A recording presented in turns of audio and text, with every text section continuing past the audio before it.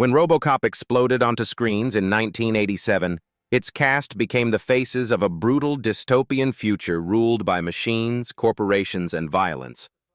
But the real story went even darker. Nearly 4 decades later, accidents, broken marriages, and hard-won survival reshaped their lives. This is the cast of RoboCop, then and now, and the truth may shock you more than the film ever did. Peter Weller as Alex Murphy and RoboCop. Alex Murphy, the fallen Detroit police officer reborn as a machine in RoboCop, 1987, was played by Peter Weller. At 40 years old, he carried the full weight of the film by embodying a man stripped of identity and rebuilt as RoboCop. The role required absolute physical control, emotional suppression, and a willingness to disappear inside steel. What audiences experienced as cold perfection was achieved through relentless strain. Born June 24, 1947, in Stevens Point, Wisconsin, Peter Francis Weller spent his childhood in constant motion. His father, Frederick Bradford Weller, a U.S. Army helicopter pilot and later a federal judge, moved the family repeatedly across the United States and Europe. Stability never had time to form, and discipline replaced tenderness early. That upbringing forged adaptability and toughness, but it also seeded a lifelong sense of emotional distance. As an adult, intimacy did not come easily. Early relationships collapsed under the pressure of ambition and exhaustion, and Weller spent years emotionally unanchored before finding lasting stability. In 2006, he married actress Sherry Stowe, a relationship that arrived after decades of solitude and self-containment. However, his marriage couldn't save him. RoboCop left its own scars. Trapped inside the suit for hours each day, Weller endured physical pain and psychological isolation that reshaped how he viewed acting. Though the performance earned him a Saturn Award nomination and global recognition, it also narrowed how Hollywood saw him. Later, he redirected his discipline into scholarship, eventually earning a doctorate in Italian Renaissance art.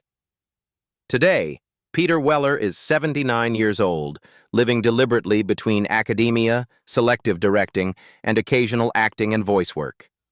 He continues to teach, lecture, and revisit RoboCop only on his own terms. With an estimated net worth of around $8 million, his legacy is no longer defined by the machine he once portrayed, but by the intellect and restraint that allowed him to outgrow it. Nancy Allen as Ann Lewis. Ann Lewis, the determined police officer who refused to let Alex Murphy be erased in RoboCop, 1987, was portrayed by Nancy Allen. At 37 years old, she gave the film its moral center by playing a cop who survives, remembers, and resists. Her performance balanced toughness with vulnerability, grounding the violence in human consequence. Without her presence, the story would have lost its heart. Born June 24, 1950, in New York City, Nancy Ann Allen grew up in the Bronx under constant pressure. Her father, Eugene Allen, was a New York police lieutenant, and the surrounding environment exposed her early to danger and fear.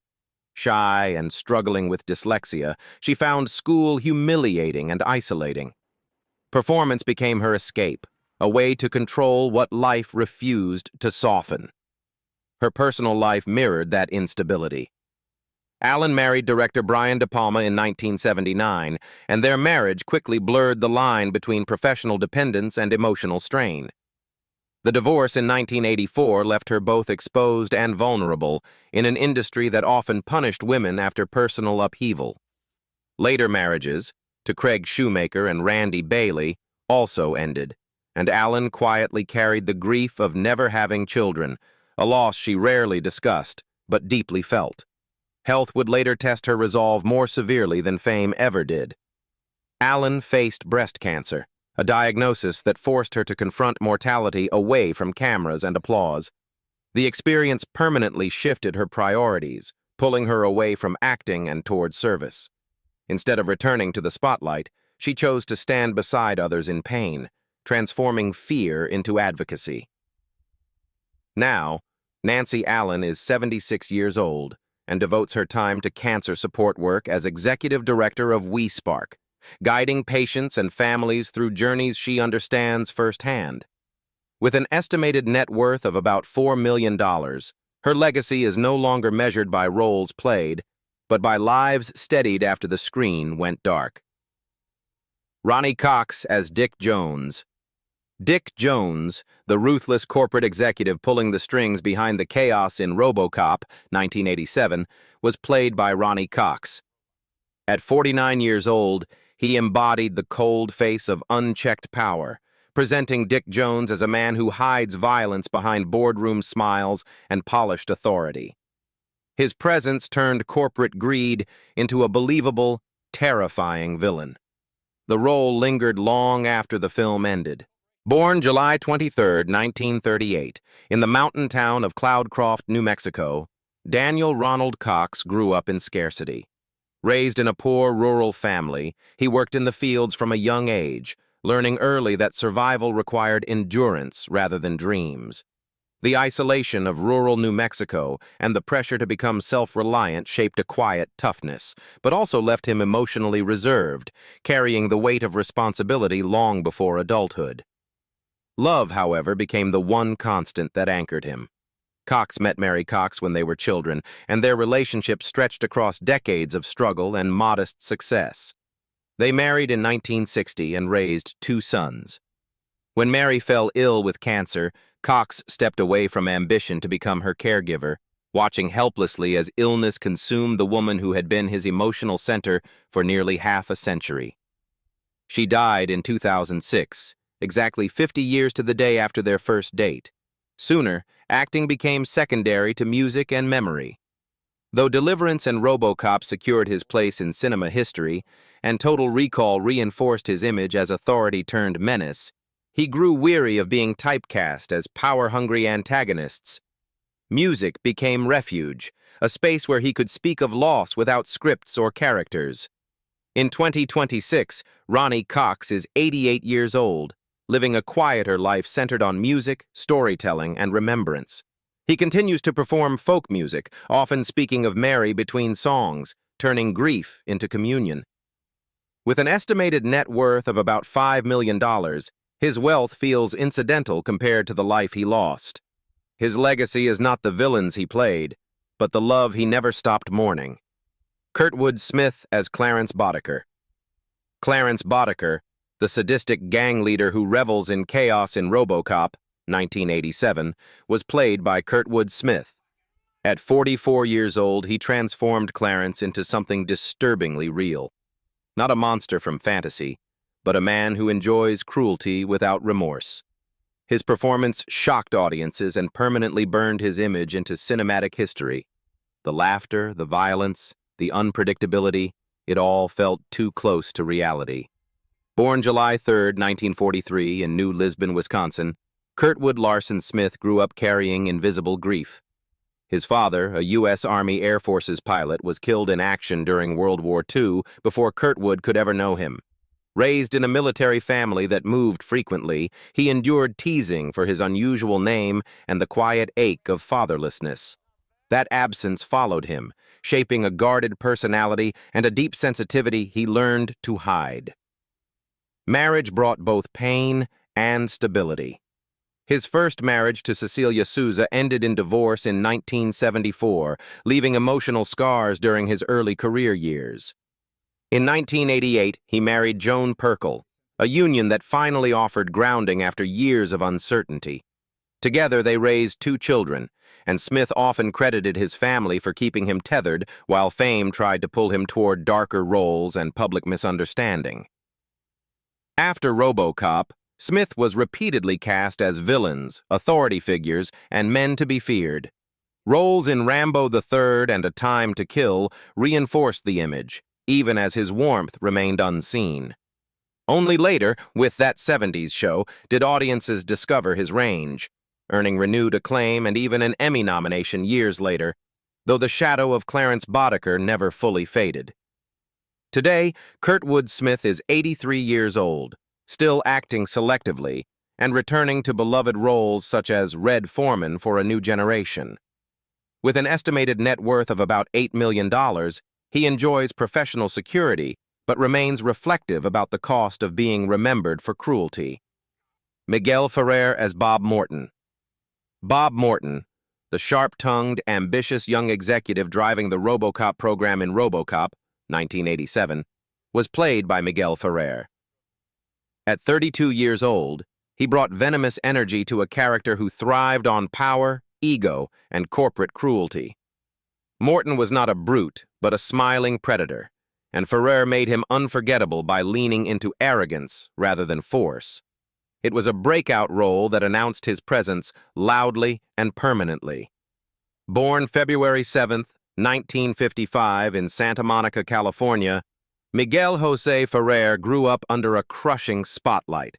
As the son of legendary actor José Ferrer and iconic singer Rosemary Clooney, expectation followed him everywhere. Hollywood privilege did not translate into emotional safety.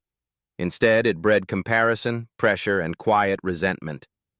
Surrounded by fame from birth and related to George Clooney, whose star would later eclipse his own, Miguel internalized the belief that he would always be measured against someone else's success. Marriage became both refuge and fracture. His first marriage to actress Leilani Sarelle ended in divorce in 2003, a painful collapse that coincided with growing struggles behind the scenes. In 2005, he married producer Laurie Weintraub, finding stability at last and building a blended family with 3 children. Friends later said Ferrer softened in these years, less guarded, more openly affectionate, yet still carrying unresolved anger from decades of comparison and self-doubt. Illness, however, would not grant him peace. Diagnosed with throat cancer, Ferrer endured treatment while continuing to work, refusing to disappear quietly. Even as his voice weakened, he pushed forward on projects like NCIS, Los Angeles, and returned to Twin Peaks, embodying defiance against a body-turning traitor. The disease stripped him slowly, painfully, and publicly, an ending cruelly ironic for an actor whose voice had once been his greatest weapon, including his iconic vocal performance as Shan Yu in Mulan. Finally, Miguel Ferrer died on January 19, 2017, at 61 years old, at his home in Santa Monica from complications of throat cancer. He was surrounded by family, leaving behind his wife, Laurie Weintraub, and his children, along with an estimated net worth of about $4 million. There was no grand farewell, only grief and admiration from colleagues who knew how hard he fought. In death, as in life, Ferrer remained fiercely present, wounded, talented, and unforgettable. Dan O'Herlihy as the old man. The old man, the calm, calculating corporate patriarch presiding over omni-consumer products in RoboCop, 1987, was played by Dan O'Herlihy.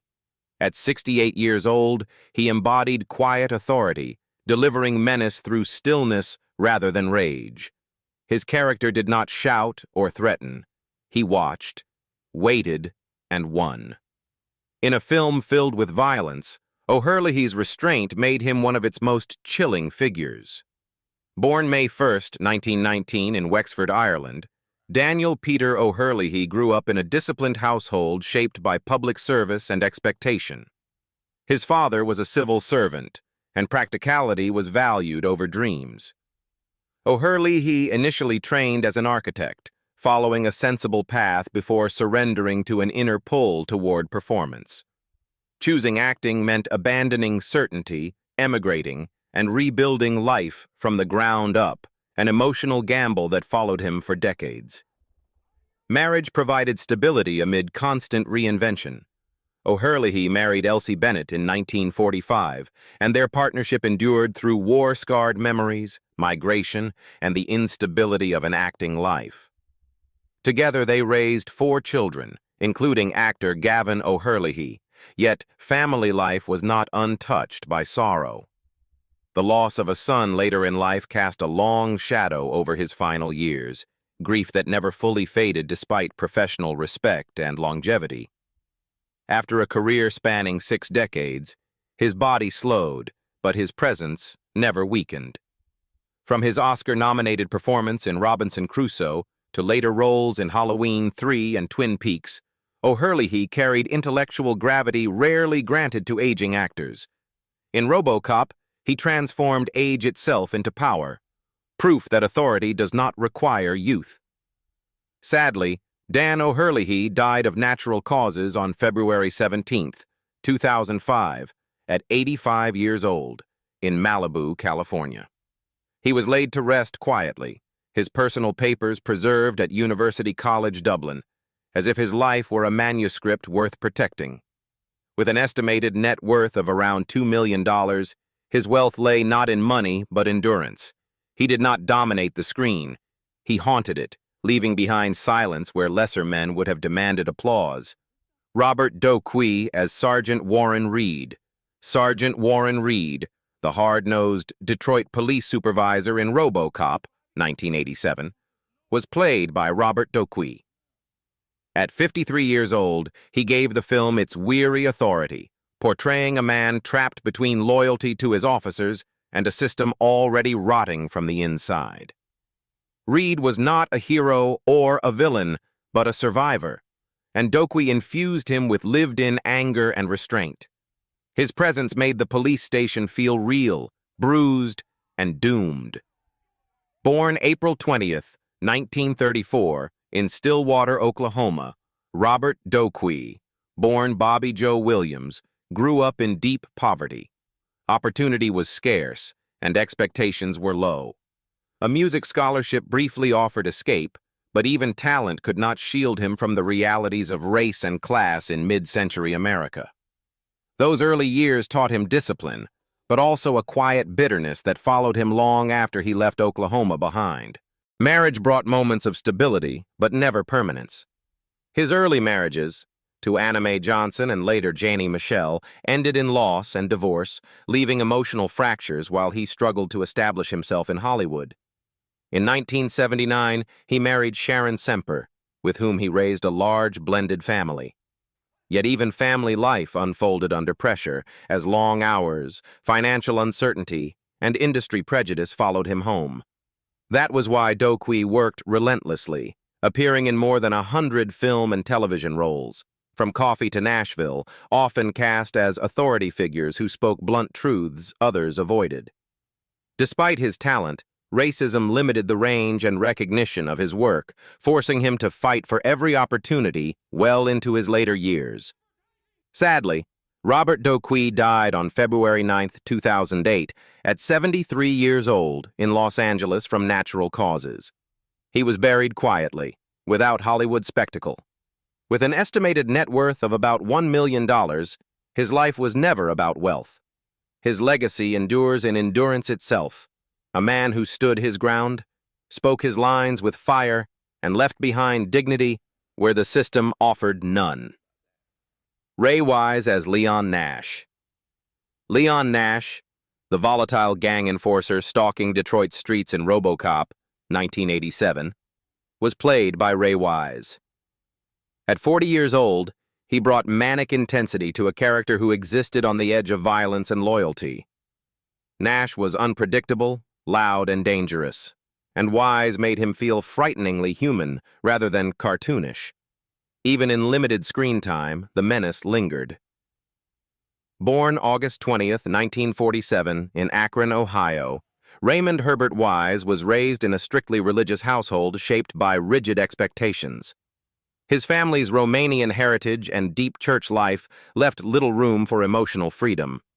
Obedience was prized, doubt discouraged, and imagination tightly controlled. That tension between repression and expression would later fuel his most unsettling performances. Stability arrived early in his personal life, even as his career moved slowly. Wise married producer Cass McClaskey in 1978, and their relationship became a rare constant in an industry built on fracture. Together, they raised 2 children, and family anchored him through decades of auditions, rejections, and typecasting. While others chased fame, Wise learned patience. For years, he lived in supporting roles, rarely the center, often overlooked, until Twin Peaks shattered expectations. His portrayal of Leland Palmer revealed the depth audiences had never been allowed to see, earning critical acclaim and later a Saturn Award nomination. What began with violence in RoboCop matured into psychological devastation on television. Today, Ray Wise is 79 years old, still working, still transforming, still refusing to fade quietly. He continues to act in film, television, and independent projects, choosing roles that disturb rather than comfort. With an estimated net worth of about $7 million, his success is steady, not explosive. His legacy lies in patience, proof that staying power can be more unsettling than sudden fame. Paul McCrane as Emil Antonovsky. Emil Antonovsky, the reckless gang member whose fate becomes one of RoboCop's most shocking moments, was played by Paul McCrane in RoboCop, 1987. At 26 years old, he embodied Emil as pure nerve and bravado, a man laughing in the face of danger until the system devoured him. His performance turned a supporting role into an unforgettable symbol of how merciless that world truly was. One scream was enough to seal it in film history. Born January 19, 1961 in Philadelphia, Pennsylvania, Paul David McCrane grew up in a household without tragedy but heavy with expectation. There was no poverty, no violence, only the quiet pressure of choosing art in a world that rewarded certainty. From an early age, he chased performance with obsessive focus, leaving stability behind for rehearsal rooms, auditions, and the constant fear of irrelevance. Even without visible hardship, the stress was internal and relentless. Marriage eventually brought grounding. In 1998, McCrane married Dana Kellen, and together they built a private family life with 2 children, far from the chaos of sets and studios. While fame ebbed and flowed, that stability became a refuge, especially as his career shifted away from explosive youth roles toward authority figures and complicated adults. After RoboCop and earlier success in fame, McCrane found lasting recognition on television as Dr. Robert Romano on ER, a role that earned him an Emmy Award and reintroduced him to a new generation. Directing and teaching followed, quieter paths that replaced the raw physicality of his early career with control and reflection. In 2026, Paul McCrane is 65 years old, still active behind the camera and selective in his appearances. He balances acting with directing, choosing projects that value experience over spectacle. With an estimated net worth of about $3 million, his life is no longer defined by shock or screams, but by endurance, the kind that lasts long after the acid rain fades. Felton Perry as Johnson Johnson, the smooth-talking corporate executive navigating power struggles inside Omni Consumer Products, was played by Felton Perry in RoboCop, 1987. At 42 years old, he brought quiet calculation to a character who survived not through strength, but timing. Johnson understood when to speak, when to retreat, and when to let others fall. In a film filled with explosions, his restraint was its own kind of menace. Born September 11, 1945, in Chicago, Illinois, Felton Perry grew up in a hard-edged urban environment where ambition had to fight for space. Opportunities were limited, and the city offered little mercy to young men chasing creative dreams. Those early years sharpened his awareness of power and survival, lessons that later defined the characters he played so convincingly. Unlike many of his contemporaries, he focused instead on steady work and creative independence. Perry spent decades in supporting roles, Walking Tall, Magnum Force, and later Dumb and Dumber, often memorable yet rarely celebrated. Writing plays and performing on stage gave him control that Hollywood rarely offered, especially to black actors of his generation. Now, Felton Perry is 81 years old, fully retired from acting and living away from the spotlight. His estimated net worth of around $2 million reflects a career built on persistence rather than privilege. He left Hollywood without applause, but not without impact. Jesse D. Goins as Joe Cox. Joe Cox, the twitchy, volatile member of Clarence Boddicker's gang in RoboCop, 1987, was played by Jesse D. Goins. At 35 years old, he brought nervous menace to a character who always seemed one bad second away from snapping. His presence added texture to the gang, not the leader, not the brute, but the man whose fear made violence unpredictable. It was a small role, yet it felt dangerously real. Born July 23, 1952, in New York City, Jesse D. Goins grew up surrounded by noise, movement, and competition. Drawn early to performance, he pursued theater seriously, studying at the University of Michigan and SUNY Brockport, where stage work taught him discipline rather than glamour. Unlike actors groomed for stardom, Goins learned to disappear into ensembles, shaping himself to fit whatever the story demanded. Later, his struggle came in another form: invisibility. After RoboCop and his recurring role on The Greatest American Hero, he spent decades moving from set to set. ER, Criminal Minds, Seinfeld, Boston Legal, rarely celebrated, often indispensable. Today, Jesse D. Goins is 74 years old, largely retired from acting and living quietly after a long career built on reliability rather than fame. With an estimated net worth of around $1 million, his legacy isn't headlines, it's endurance. He played men the world forgot, and in doing so, avoided being consumed by the industry himself. Lee Broux as Sal, the cold-eyed, silent enforcer lurking on the edges of RoboCop's criminal underworld, was played by Lee Broux in RoboCop 1987. At 46 years old, he gave the character a menacing stillness that didn't need dialogue to threaten. One stare, one step forward, and the danger felt immediate. He embodied violence without spectacle. Born May 7, 1941 in La Mesa, California, Leon J. Broux grew up far from Hollywood fantasy. Drawn to acting early, he gravitated toward roles that reflected grit rather than charm. His path was shaped by patience, years of small appearances that sharpened his ability to convey menace with minimal words. Films like Chinatown and Norma Rae cemented his image as the dangerous heavy, while Pumpkinhead reinforced his association with darker material. The roles came steadily, but always from the shadows of the story. Now, Lee Broux is 85 years old, long removed from active acting and living quietly after decades of supporting cinema from its darker corners. His estimated net worth of about $1 million reflects a career of consistency rather than stardom. He never stood at the center of the frame, but without him, the threat would never have felt real. More than 3 decades later, the faces of RoboCop, 1987, tell a very different story, some still standing, some long gone, all forever changed by time.